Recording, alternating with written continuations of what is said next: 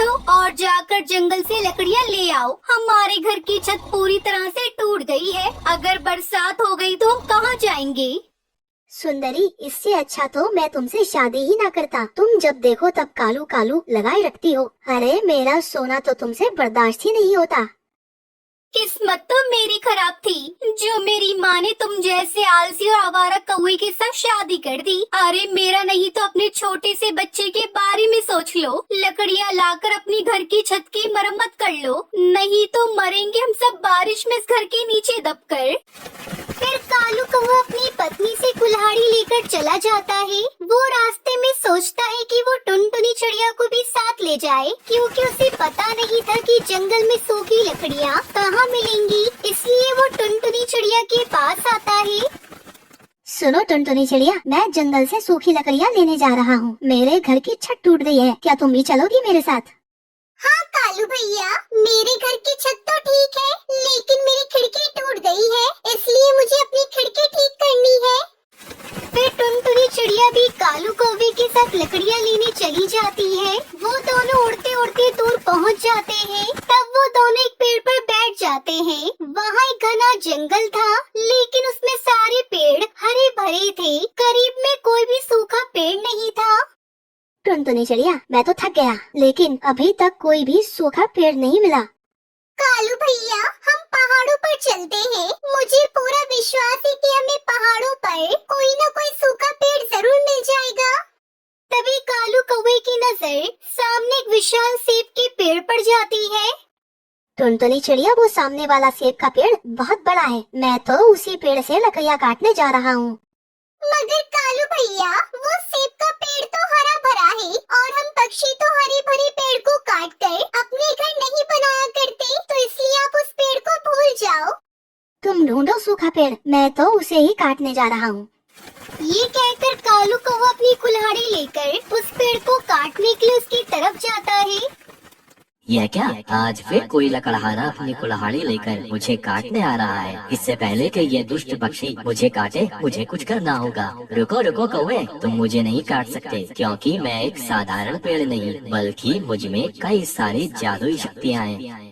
पेड़ को बोलता देखकर टुनटुनी चिड़िया भी वहाँ आ जाती है। क्या तुम एक जादुई सेब के पेड़ हो? हाँ, आप दोनों को जिस चीज की जरूरत है आप मुझसे मांग सकते हो, मैं तुम्हें दे दूंगा। अगर मैं जिंदा रहूंगा तो मुसीबत में सबकी मदद करूंगा, लेकिन अगर आप दोनों मुझे काट दोगे तो मेरी शक्तियाँ भी खत्म हो जाएंगी। कालू भैया, हम इस जादुई सेब के पेड़ से सूखी लकड़ियाँ ही मांग लेते हैं, जिससे हमें सूखी लकड़ियाँ लेने पहाड़ों पर नहीं जाना पड़ेगा। हाँ टुनटुनी चिड़िया, तुम एकदम ठीक कहती हो। सुनिए पेड़ जी, हम सुबह से सूखी लकड़ियाँ ढूंढ रहे हैं, आप हमें कुछ सूखी लकड़ियाँ दे दो। फिर वो जादुई सेब का पेड़ अपनी शक्तियों से उन्हें सूखी लकड़ियाँ दे देता है। पेड़ जी, आपका बहुत बहुत धन्यवाद जो आपने हमारी इतनी मदद की।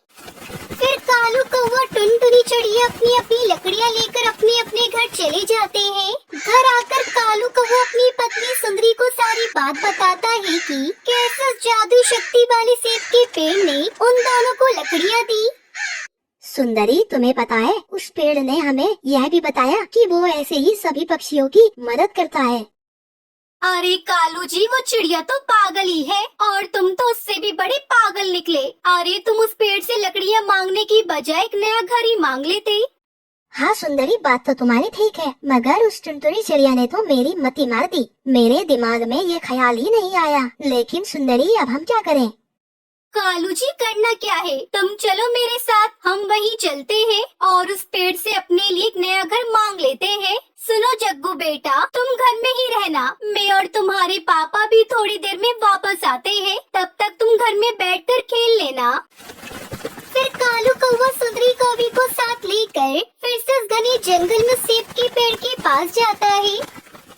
यह काला कौवा फिर से मेरी तरफ ही कुल्हाड़ी लेकर क्यों आ रहा है? इसकी जरूरत तो मैंने थोड़ी देर पहले ही पूरी कर दी थी, अब क्यों आ रहा है ये फिर से? कालू सुंदर सेब के पेड़ के पास आते हैं। कौवे, अब क्या हुआ? क्या तुम्हें मेरी लकड़ियाँ पसंद नहीं आई जो तुम दोबारा मेरे पास आए हो? पेड़ जी, मेरा मेरा पति तो पागल है जो आपसे सूखी लकड़ियाँ ले गया। आप ऐसा करो, आप हमें एक नया घर ही दे दो जिसमें हम अपने परिवार के साथ रह सके। यह तो लालच है और मैं लालची पक्षियों की मदद नहीं करता।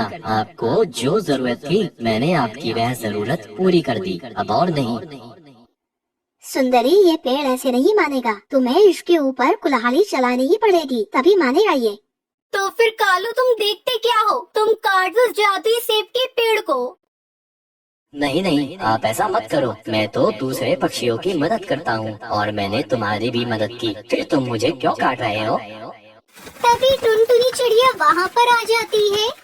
कालू सुंदरी, तुम दोनों ये क्या कर रहे हो? इस पेड़ ने पहले ही हमारी मदद कर दी है, इसलिए तुम इसे मत काटो। तुम जानते हो ना लालच कितनी बुरी बला होती है। ये चिड़िया, तू चुपचाप यहाँ से निकल जा, वरना तुझे भी इस पेड़ के साथ काट दूंगा।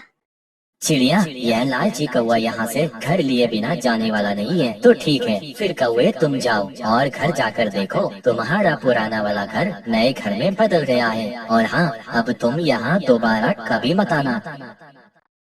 ये सुनकर तो सुंदरी और कालू बहुत खुश होते हैं और खुशी खुशी अपने घर आ जाते हैं। जब वो दोनों घर आते हैं तो देखते हैं कि उनका नया घर तैयार था, जिसे देखकर सुंदरी तो खुशी के मारे पागल हुए जा रही थी।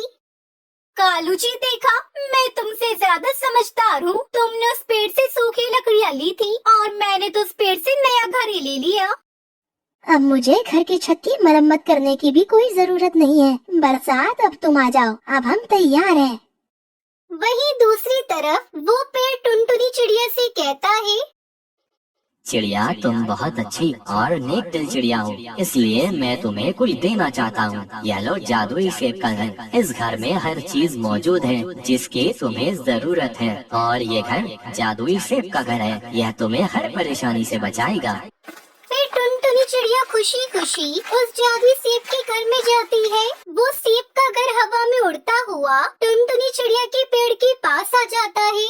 फिर ऐसे ही कुछ दिन बीत जाते हैं और एक दिन तेज बारिश शुरू हो जाती है। तभी कालू सुंदरी कौवी अपने बेटे के साथ घर के अंदर बैठे हुए थे। तभी अचानक से तेज बारिश की वजह से कालू सुंदरी का घर टूट जाता है। वहीं दूसरी तरफ टुनटुनी चिड़िया जादुई सेब के घर में बैठकर आराम से बारिश के मजे ले रही थी।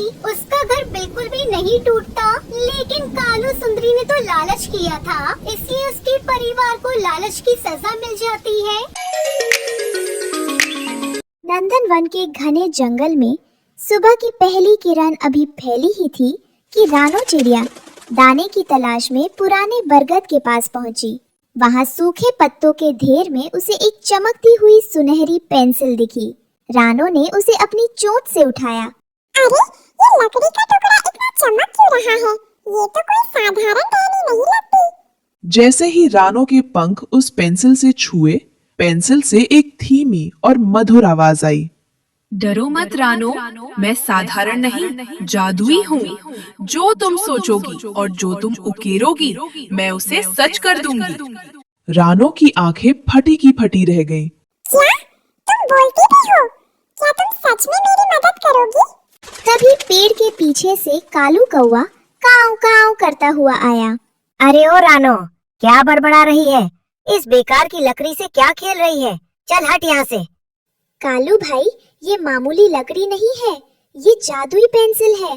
देखो, रानो ने जमीन पर एक छोटा सा अनार बनाया। देखते ही देखते वो असली लाल रसीला अनार बन गया।